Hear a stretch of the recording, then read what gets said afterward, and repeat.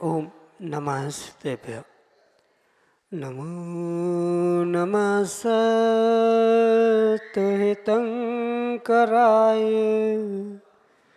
वीराय भव्याम्बुजभास्कराय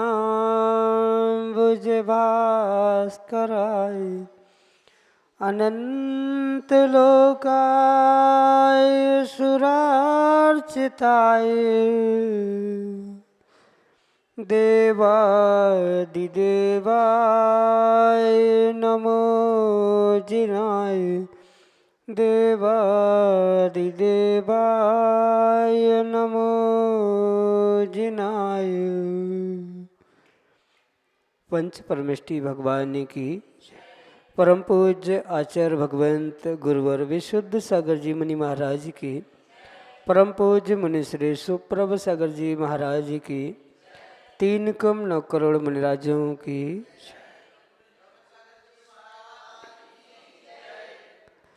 समीचीन विकल्पों का सम्यक समाधान, सम्यक ज्ञान की वह अलौकिक विधा जिसके माध्यम से हम सभी प्रतिदिन अपने अंतरंग के अज्ञान रूपी अंधकार को दूर करके अपने जीवन में सम्यक ज्ञान रूपी ज्योति ज्योतित करने का पुरुषार्थ करते हैं और वही सम्यक ज्ञान हमारे आत्मकल्याण के लिए कार्यकारी उपाय है।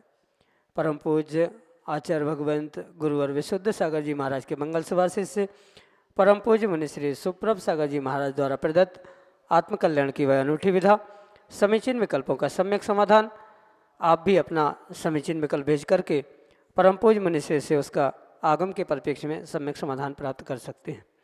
प्रारंभ करते हैं आज का सम्यक समाधान और आज के पहले विकल्प के लिए सागर मध्य प्रदेश से नयन जैन महाराज श्री के श्री चरणों में कोटि कोटि नमोस्तु निवेदित करते हुए अपना समीचीन प्रश्न रख रहे हैं कि महाराज श्री लोग सोने चांदी हीरा रत्न आदि की भगवान की मूर्तियां प्रतिष्ठित कराते हैं और उन्हें लॉकर आदि में रख देते हैं, तो क्या यह इस तरह से भगवान को कैद करना उचित है?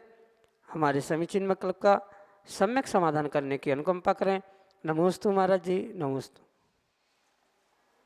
ओम नमः सिद्धम। परम पूज्य आचार्य भगवान गुरुवर विशुद्ध सागर जी महाराज की, परम पूज्य मुनि श्री सुप्रभ सागर जी महाराज की।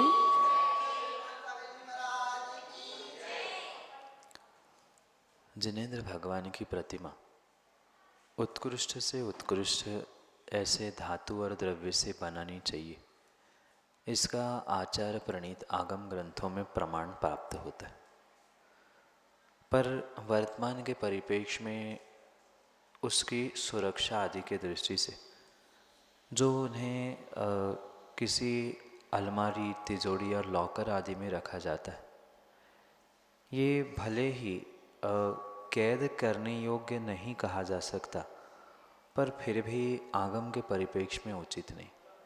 और मात्र वर्तमान में ही नहीं अपितु पूर्व में भी जो बहुत सारे हीरे रत्न जवाहरात से बनी हुई प्रतिमाएं हैं, उनको भी लगभग कई सारे स्थानों में लॉकर आदि में बंद करते ही रखा हुआ देखा जाता। ऐसी स्थिति में ये विचार करने की समीचीन सोच रखने की आवश्यकता है कि उत्कृष्ट द्रव्यों से बनाने जाने वाली इन प्रतिमाओं का बिल्कुल सुरक्षा के हेतु से ही किया जाने वाला ये पुरुषार्थ है, कार्य है।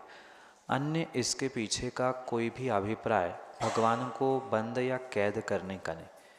कायदा तो यही था कि ऐसे द्रव्य, उत्कृष्ट द्रव्य तो होने चाहिए, जैसे लोहा आदि धातु का प्रयोग नहीं होना चाहिए, कांच से बनी हुई प्रतिमाएं नहीं होनी चाहिए, या अन्य भी जो निकृष्ट धातुएं स्वीकार की गई है, ऐसी मोल्डिंग आदियों की भी धातुओं से बनी हुई प्रतिमाएं नहीं होनी चाहिए। ये सत्य होने पर भी उसकी उत्कृष्ट धातुओं से बनी हुई प्रतिमाओं की सुरक्षा के लिए भी एक वास्तविकता में विचार करने की आवश्यकता है। आपने उत्कृष्ट द्रव्यों से प्रतिमाएं बना ली, किसी श्रावक ने बना ली, मंदिर में उसे लॉकर में रखा है, तो मात्र अपने अहंकार के पुष्टि के लिए ही उन भगवानों को सोने की या हीरे जवाहरात के प्रतिमाएं बनाएं। अगर उसका दर्शन सामान्य रूप से कोई कर नहीं पा रहा है, अभिषेक पूजन पाठ नहीं हो पा रहा है, तो फिर भगवान विराजमान करने का औचित्य क्या है, क्यों उसे विराजमान किया है, ये बहुत बड़ा प्रश्न सामने खड़ा हो सकता। इसलिए बहुत अच्छी बात है, आपके पास द्रव्य है तो उतने सारे द्रव्यों का प्रयोग करते हुए बहुत विशालकाय प्रतिमाओं को विराजमान किया जाए, जिसके कारण से आने वाले समय में हमारा जिन शासन नमोस्तु शासन और जयवंत हो।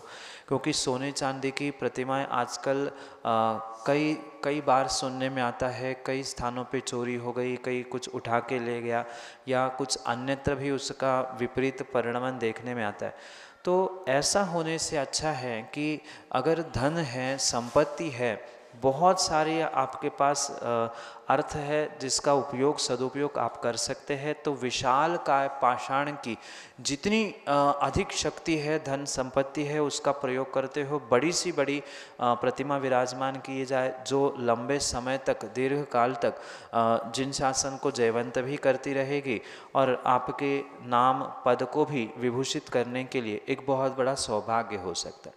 ये मैं किंचित भी नहीं कह रहा हूँ कि आगम ग्रंथों में जब इन उत्कृष्ट धातुओं की प्रतिमा रखने का या हीरे रत्नों की प्रतिमा रखने का वर्णन आता है, रखने में कोई दोष नहीं है, पर वर्तमान के परिप्रेक्ष्य में मंदिरों में उतनी सुरक्षा सामान्य वेदियों में होना संभव नहीं है। और कई बार तो ऐसे होता है कि उन उत्कृष्ट द्रव्यों से बनी हुई प्रतिमाओं को प्रतिमा से अलावा व्यक्ति उस सोने के रूप में देखता है या हीरे के रूप में परखने का प्रयास करता है।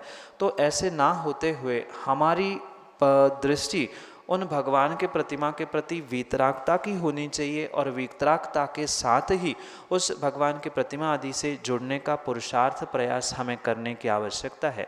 और इसलिए उत्कृष्ट द्रव्य से बनी हुई प्रतिमा विराजमान करने का आगम में उल्लेख होने पर भी वर्तमान के परिप्रेक्ष्य में विवेकपूर्वक इन क्रियाओं को करते हुए यह निर्णय करने की आवश्यकता है, किसी एक छोटे से स्थान पर लॉकर में रखी हुई प्रतिमा कितनी धर्म प्रभावना और कितनों को धर्म प्रभावना के लिए निमित्त हो सकती है, और कितने व्यक्ति की मान कसाय की पुष्टि के लिए साधन बन सकती है, ये और एक विशाल काय जिनबिंब पाषाण का बनाया हुआ कितने सैकड़ों हजारों लोगों के लिए धर्म प्रभावना का निमित्त हो सकता है, ये सोचकर इन क्रियाओं को भगवान प्रतिमाओं को विराजमान करने का सौभाग्य प्राप्त करने की आवश्यकता है।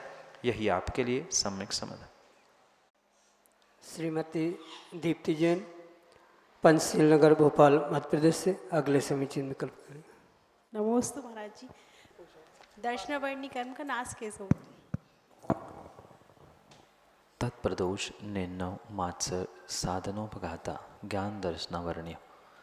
इस प्रकार से सूत्र देते हुए आचार्य भगवान उमा स्वामी महाराज कहते हैं कि जीव दूसरों के सच्चे ज्ञान को में दोष लगाते हुए, अपने ज्ञान को ढांकते हुए, ज्ञान के साधनों का असाधना उपघात आदि करने से ज्ञानावरणी और साथ में दर्शनावरणी कर्म का आश्रवबंध करता। क्योंकि जब तक आश्रवबंध के हेतु नहीं पता, तब तक उसके संवर निर्जरा के भी हेतु समझना कतई संभव हो नहीं सकता।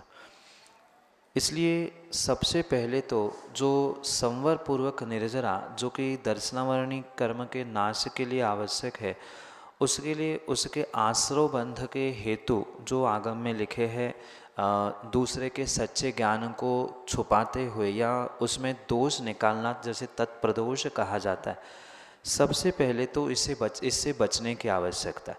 और दूसरों के सच्चे ज्ञान में, सम्यक ज्ञान में दोष लगाने की जगह उनके सम्यक ज्ञान की प्रशंसा करने का प्रयास करेंगे तो स्वाभाविक रूप से जो दर्शनावरणी और ज्ञानावरणी दोनों कर्म एक साथ आश्रयबंध को प्राप्त होते या बंध हो चुके हैं, उनकी भी एक देश निर्जरा होने की पूर्ण संभावना। जो दर्शनावरणी के आश्रयबंध के साधन कहे हैं, निमित्त कहे हैं, उनके विपरीत कार्य करने से, यानी पहला जो साधन बताया था तत्प्रदोष, दूसरों के सम्यक ज्ञान में दोष लगाना, ये आश्रयबंध का हेतु था। तो दूसरों के सम्यक ज्ञान में सम्यक ज्ञान की प्रशंसा करना, उसकी दूसरों के सामने व्याख्यान करना आदि करने से वह दर्शनावरणी कर्म का पूर्ण रूप से क्षय भले ही नहीं हो, पर कुछ अंशों में एक देश उसका नाश होने की संभावना। और मात्र तत्प्रदोष ही नहीं, जो निन्नव, साधनोपघात आदि आदि जो जो साधन कहे हैं, बिल्कुल उसके विपरीत कार्य करने से इस दर्शनावरणी कर्म का भी नाश हो सकता है। अन्य भी बहुत सारे कारण हो सकते हैं, जैसे दर्शनावरणी कर्म आपको किसी देवशास्त्र गुरु के दर्शन आदि के लिए, सिद्ध क्षेत्र तीर्थ क्षेत्र की वंदना आदि के लिए रोकता है। तो ऐसी स्थिति में जो कोई जाने के लिए तैयार है या जाने के लिए इच्छुक है, ऐसे जीवों की प्रशंसा करना, कोई समय शिखर की यात्रा करने जा रहा है तो उसकी अनुमोदना करना बहुत अच्छी बात है। आप पुनः पुनः जाने का प्रयास करें, भाव करें, भावना करें।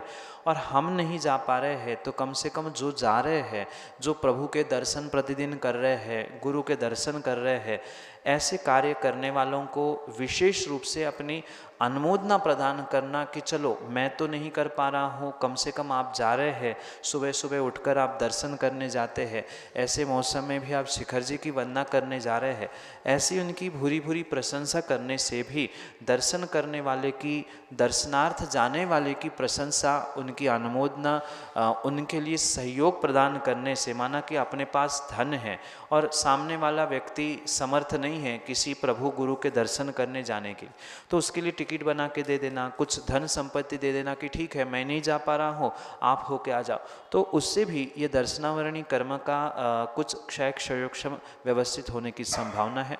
यही आपके लिए सम्यक समाधान। पंचशील नगर भोपाल मध्य प्रदेश से अदिति जैन अगले समीचीन विकल्प के। मम आराध्य आचार्य श्री विश्व सागर जी के समोश्वर में विराजित गर्दन तुल्य मुनि श्री सुप्रभ सागर जी के चरणों में मेरा बारंबार नमोस्तु नमोस्तु नमोस्तु। भगवान, मेरी जिज्ञासा है कि पुण्य और पुरुषार्थ में क्या प्रबल होता है? अगर सफलता मिल जाती है तो बोला जाता है कि आपका पुण्य प्रबल था, और अगर काम नहीं बना तो बोला जाता है कि आपका पुरुषार्थ कम रह गया। तो इसमें किसकी सत्ता ज़्यादा रहेगी? नमोस्तु भगवान। पुण्य और पुरुषार्थ में पुण्य भी प्रबल है और पुरुषार्थ भी प्रबल है। भले ही कहने के लिए कभी पुण्य को कभी पुरुषार्थ को महानता महत्ता दी जाती है, पर वास्तविकता यही है कि बिना पुण्य के पुरुषार्थ नहीं होता और बिना पुरुषार्थ के पुण्य की प्राप्ति नहीं हुई। जैसे एक सिक्के के दो पहलू होते हैं, बिल्कुल ऐसे ही जीवन की प्रत्येक कार्य की सफलता के पीछे ये दो पहलू है, एक भाग्य और एक पुरुषार्थ। जब तक भाग्य साथ नहीं देता तब तक जीव कितना ही पुरुषार्थ क्यों ना करे, उस पुरुषार्थ को फल सफलता प्राप्त नहीं होती। साथ में ये भी समझने की आवश्यकता है कि ये जो वर्तमान में जिसे पुण्य कहा जा रहा है, भाग्य कहा जा रहा है, ये मिला कैसे है? ये किसी दूसरे के द्वारा लिखा गया नहीं है, दूसरे के द्वारा बनाया गया लेखा जोखा तो है नहीं है। ये जो भी पुण्य भाग्य है, ये पिछले दिनों में जो आपने किया हुआ पुरुषार्थ है, वही आज फलीभूत हो रहा है। एक ही प्रकार से जो पुरुषार्थ प्राप्त हो रहा था, उसको समय के विभाजन से भिन्न भिन्न नाम से कहा जाता है। वर्तमान में किया जा रहा है वह पुरुषार्थ है, और वर्तमान के पुरुषार्थ का जो आने वाला रिजल्ट है उसे ही पुण्य कहा जाता है। या आज अगर हम वर्तमान को पुण्य कह रहे हैं तो थोड़ा सा अतीत में जाते हुए समझना होगा कि आज का पुण्य मतलब मेरा कल का कहीं ना कहीं पुरुषार्थ था। इसलिए एकांत से न हम भाग्य को मजबूत कह सकते हैं, न एकांत से पुरुषार्थ को प्रबल कह सकते हैं। जब तक दोनों की संगति नहीं है, जब तक भाग्य और पुरुषार्थ समानता से नहीं प्राप्त होता है, तब तक जीवन के किसी भी कार्य में सफलता प्राप्त होना संभव नहीं। अब ये विषय भिन्न है कि कौन क्या कहता है, क्योंकि स्वाभाविक रूप से संसारी जीवों का और घर परिवार के लोगों का यही कहना है कि मेहनत नहीं की इसलिए नहीं हो पाया, या कभी मेहनत करते हुए दिख भी जाए, ठीक है तुम्हारा पुण्य ही नहीं है तुम छोड़ दो, ऐसा भी कहने में आता है। तो लोगों का काम है कहना, वो तो कहते रहेंगे, पर हमें निर्णय करना है कि मैं अगर आज प्रबल पुरुषार्थ करूंगा तो भाग्य विधाता मैं स्वयं का स्वयं हूँ, दूसरा कोई परमात्मा गुरु मेरे भाग्य विधाता पुण्य वर्धन करने के लिए आने वाला नहीं है। ठीक है, ये स्वीकार किया जा सकता है कि बिना भाग्य के पुरुषार्थ फलीभूत नहीं होगा, पर कब तक नहीं होगा? कभी ना कभी जब उस पत्थर पर भी रस्सी चलते चलते निशान पड़ जाते हैं, तो मैं भी पुरुषार्थ करूँगा, आज नहीं तो कल कभी ना कभी मेरा पुण्य मेरा भाग्य अवश्य ही जागृत होगा। और ये मैं बहुत अच्छे से जानता हूँ और कई बार कह भी चुका हूँ कि जिनको सच्चे देवशास्त्र गुरु पर श्रद्धान है, वह अपने पुरुषार्थ में कभी कमी ना छोड़े, सतत सतत सतत पुरुषार्थ करते रहे। एक दिन अवश्य ही भाग्य को भी पुण्य को भी पुरुषार्थ के सामने झुकना पड़ेगा, और दोनों जब साथ में मिलते हैं वह कार्य भी सिद्ध हो जाएगा। किन्हीं जीवों के लिए 99% पुरुषार्थ चाहिए पड़ता है, 1% पुण्य से काम होता है, तो किन्हीं को 99% पुण्य और 1% पुरुषार्थ से कार्य की सिद्धि होती है। पर कार्य की सिद्धि, कार्य की सफलता दोनों से ही होगी, मात्र किसी एक से नहीं। वह तात्कालिक कंडीशन उस व्यक्ति की कैसी है, पिछला पुण्य पाप का उदय उसका कैसा है, वर्तमान में पुरुषार्थ करने की उसकी दिशा, उसकी दशा, परिणामों की, श्रद्धा की परिणति, ये सब कुछ निर्भर करता है कि किस समय पे किसका वेटेज अधिक है, किसकी मुख्यता अधिक है। पर दोनों पूर्ण रूप से वहाँ उपस्थित हुए बिना, मतलब पुण्य और पुरुषार्थ दोनों एक साथ हुए बिना कभी भी कार्य की सिद्धि संभव ही नहीं है। इसलिए सफलता के लिए पुण्य और पुरुषार्थ दोनों की भी अगर नाम राशि देखा जाए तो पू और पू है, इसलिए उसमें विकल्प ना करते हुए पुरुषार्थ करे, पुण्य बढ़ाए, पुण्य से पुनः पुरुषार्थ करे, कार्य की सिद्धि सफलता अवश्य प्राप्त होगी। यही आपके लिए सम्यक समाधान। प्रथम जैन गुरसराय झांसी उत्तर प्रदेश से अगले समीचीन विकल्प के लिए। गुरु जी के चरणों में बारंबार नमोस्तु नमोस्तु नमोस्तु। हे महाराज जी, जैसे जो अभव्य जीव हैं वो कभी पुरुषार्थ करके भव्य हो सकते हैं एवं कल्याण कर सकते हैं क्या?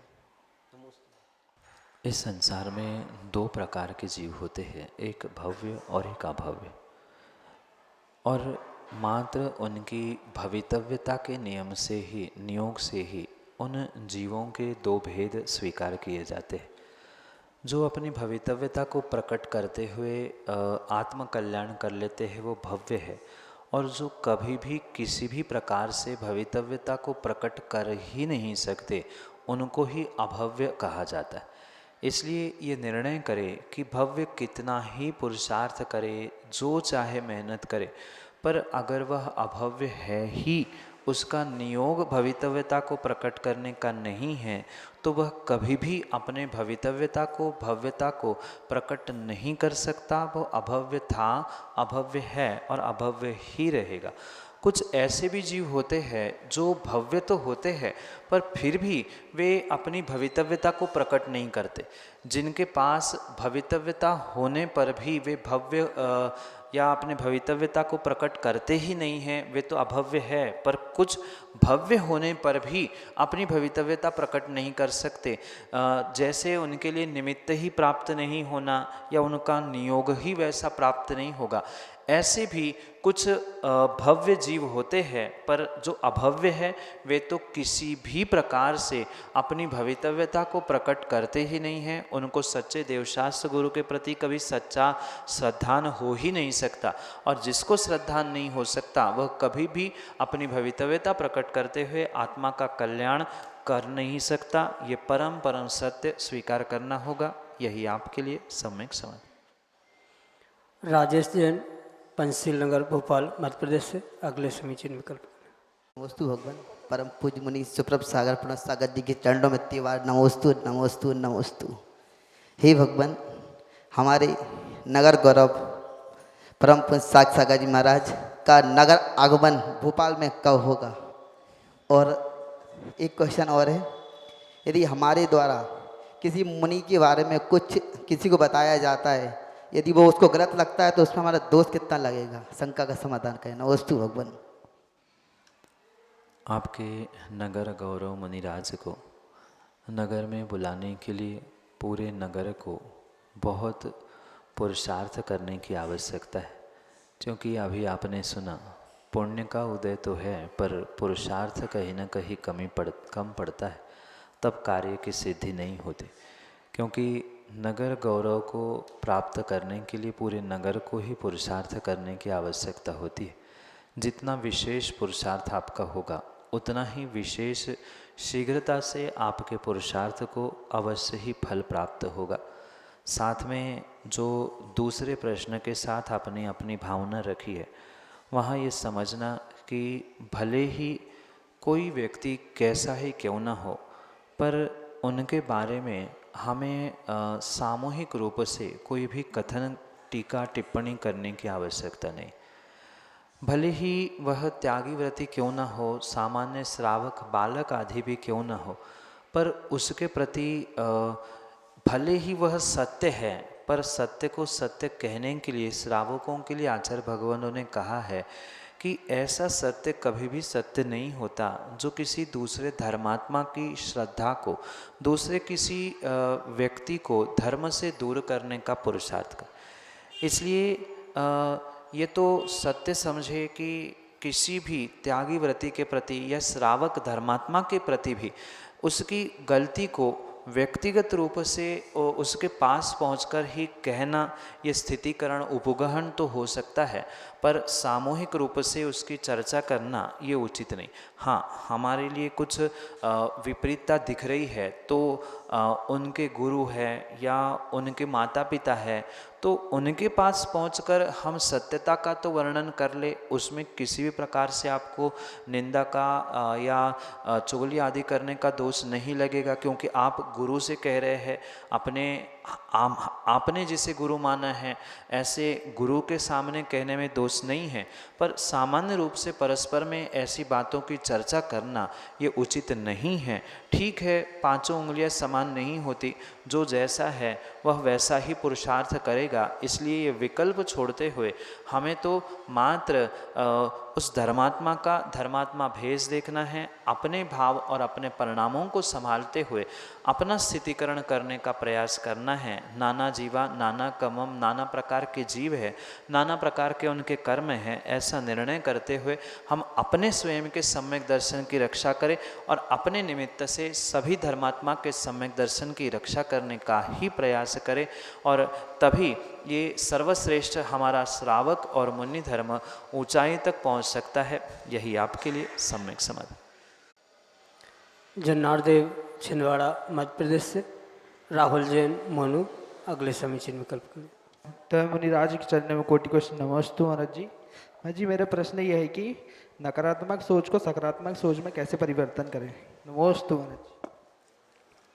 आज वर्तमान में बहुत सारे जीवों की और विशेष करके युवाओं की ये नकारात्मक सोच को लेकर बहुत बड़ी समस्या देखने में आती, क्योंकि वर्तमान का व्यक्ति अनावश्यक रूप से जिन बातों का विचार या अधिक चिंतन करने की आवश्यकता नहीं है, उन्हीं बातों के बारे में पुनः पुनः सोचते हुए अपने आप को चिंता में डालने का प्रयास करता, और यही चिंता कुछ दिनों में डिप्रेशन, नेगेटिविटी आदि की ओर बढ़ते हुए उसका पूरा जीवन डिस्टर्ब करने के लिए निमित्त बन जाती। इसलिए उस नकारात्मकता को प्रारंभिक अवस्था से ही निकालने की आवश्यकता है, जो चिंता, डिप्रेशन और पता नहीं और भी बहुत सारे बुरे अंजामों तक पहुंचाने के लिए निमित्त बन सकती है। इस नकारात्मकता को सकारात्मकता में, पॉजिटिविटी में कन्वर्ट करने के लिए जीव को स्वयं से ही पुरुषार्थ करना होगा। किसी दूसरे के माध्यम से या किसी मंत्र दवाई के माध्यम से ये नेगेटिविटी बदलने वाली नहीं है। आज वर्तमान में बहुत सारे ऐसे भी स्थान हो चुके हैं कि वो आपको नेगेटिविटी से दूर करने के लिए दवाई भी दे रहे हैं, पर इस मात्र दवाई से कभी भी आपके दिमाग की नकारात्मकता दूर होने की संभावना नहीं। ठीक है, कभी कभार हार्मोन्स के डिसबैलेंस होने से भी व्यक्ति के भीतर वह नकारात्मकता आ जाती है, पर मात्र दवाई खाने से या कुछ बाहरी उपचार करने से नकारात्मकता दूर हो जाए, ये संभव हो नहीं सकता। इसलिए जो सकारात्मक जीवन जी रहे हैं, जिनके पास पहुंचकर आपको पॉजिटिविटी मिल सकती है, ऐसे जीवों के पास पुनः पुनः पहुंचने का प्रयास करना। जैसे निर्ग्रंथ मुनिराज है, उनका जीवन सकारात्मक होता है, तो उनके पास पुनः पुनः पहुंचते हुए उनसे सकारात्मकता ग्रहण करें। प्रतिदिन भगवान के मंदिर पहुंचते हुए जहां भगवान की प्रतिमा विराजमान है, उनका अभिषेक, उनका गंधोदक आदि ग्रहण करने का प्रयास करें, क्योंकि उन सकारात्मक ऊर्जा से बने हुए इन स्थानों से आप अपने जीवन में बहुत सारी पॉजिटिव एनर्जी प्राप्त कर सकते हैं, जिससे आपका जीवन अवश्य ही रूप से बदल सकता है। इसलिए पुनः पुनः इन क्रियाओं को करने का प्रयास करें। जैसे मंदिर, प्रतिमा, भगवान, अभिषेक, ये कार्य तो आप अवश्य ही प्रतिदिन कर सकते हैं। 4-6 महीने, 8 महीने, साल भर में कभी गुरु के पास पहुंचकर उनसे आशीर्वाद लेते हुए अपने जीवन को बदलने का प्रयास करें। समय मिल रहा है तो अच्छे अच्छे जो कार्य हमने पिछले दिनों में किए थे, उन दिनों को हम सकारात्मकता से प्राप्त करने का पुनः प्रयास करें। मतलब पिछले दिनों में जो हमने अच्छे कार्य किए थे, कभी निर्ग्रंथ का विहार, उनकी आहारचर्या, भगवान का अभिषेक आदि अच्छे कार्यों को स्मरण करते करते हम अपने दिमाग को कुछ नया विषय देने का प्रयास करें।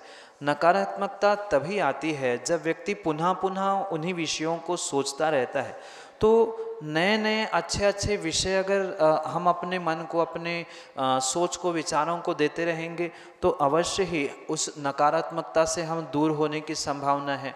हमें समझ में आता है कि इस स्थान पर बैठने पर हमें नेगेटिविटी अधिक आती है या इस समय पर हमें नेगेटिविटी अधिक आती है, तो उस स्थान को, उस समय को टालने का प्रयास किया जा सकता है।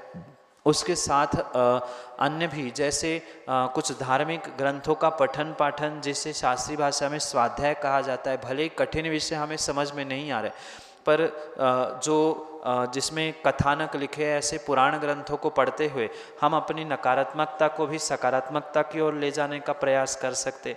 और भी बहुत सारे साधन हो सकते हैं जिसके माध्यम से हम अपने आप को संभाल सकते हैं। सर्वश्रेष्ठ साधन यही है, जब हमारे दिमाग में नकारात्मकता उत्पन्न होने लग जाए तभी हम उस स्थान को, उस क्षेत्र को, उस काल को टालने का या वहाँ से दूर होने का प्रयास करें, जिसके कारण से हम पुनः उस नकारात्मकता में या नेगेटिविटी में और गहराई से ना पहुँचे, जिससे आप सकारात्मकता के और आगे बढ़ने की संभावना हो सकती है। और दूसरी बात, जो आपसे अधिक सकारात्मक हमें दिखते हैं, मिलते हैं, उनसे पुनः पुनः मिलते रहना, उनसे सकारात्मक एनर्जी लेते रहना, जिससे आपकी भीतर की नकारात्मकता अवश्य ही ठीक हो सकती है। यही आपके लिए सम्यक समाधान।